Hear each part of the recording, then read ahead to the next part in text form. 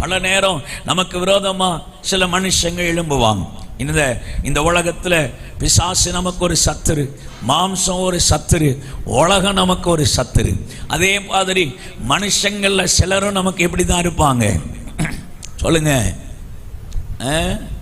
ஒரு மாதிரி பார்க்குறீங்களே, சில மனுஷங்களும் நமக்கு சத்துருக்களாக தான் இருப்பாங்க.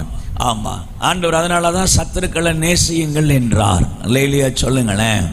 ஆமாம், உலகம் மட்டுமே நமக்கு சத்துரு, பிசாசு மட்டுமே நமக்கு சத்துருன்னா ஆண்டவர் ஆமாம் சத்துருக்களை நேசிங்க அப்படின்னு சொல்ல வாய்ப்பே என்ன சொல்றீங்க? ஆமாம், ஆண்டவர் நம்ம கூட பேசட்டும். இப்போ மனுஷங்க பல நேரம் நமக்கு சத்துருக்கெல்லாம் எழும்புவார்கள். ஆனா உலகம் நமக்கு சத்துருவா எழும்பும் போது போராடணும். பிசாசு சத்துருவா இருக்கும்போது நம்ம போராடணும். மாம்ச சத்துருவா இருக்கும்போது போராடணும். ஆனா மனுஷன் சத்துருவா இருக்கும்போது நம்ம போராடணுங்கிற அவசியமே, நான் சொல்றது உங்களுக்கு விளங்குதான்? நம்ம போராடணுங்கிற அவசியமே கிடையாது.